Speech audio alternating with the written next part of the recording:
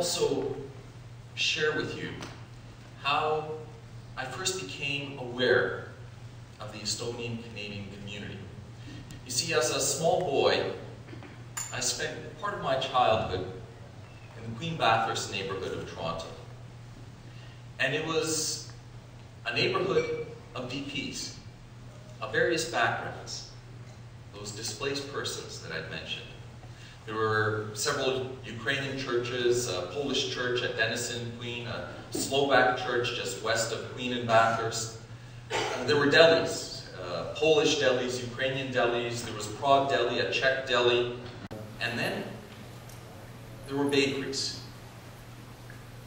Now, what was fascinating was, I grew up in a household where I learned two languages, Ukrainian and Polish. So in that neighborhood, I pretty much understood everyone. I could go to Prague deli, where all the Czech men would be ordering their schnitzels, and even though the language was different, I could pretty much understand what they were saying. I remember once I actually went to the Slovak church service, and once again it sounded different, but it was fascinating for a small boy because I could understand them. But there were three bakeries in our neighborhood. There was a Polish bakery a little further west at Ossington and Queen. There was our family bakery. And there was a bakery at Denison and Queen called Runim's.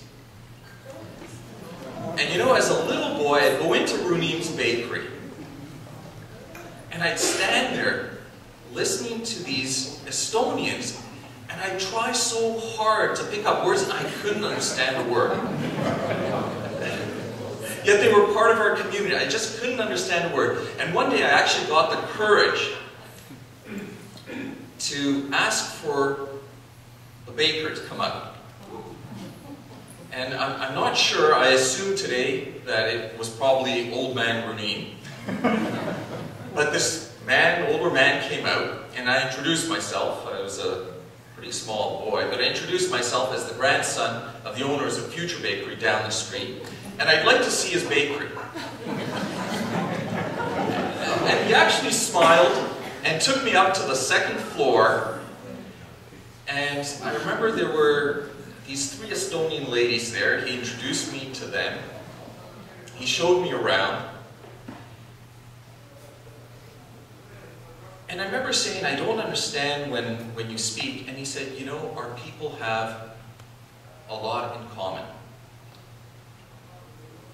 Well, I politely thanked him for the tour, but I thought, you know, what do we have in common? I can't understand a word. And I gotta tell you, the sweet and sour rye didn't taste at all like our rye.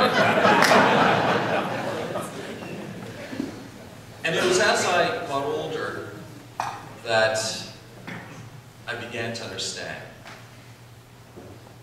why we have so many things in common.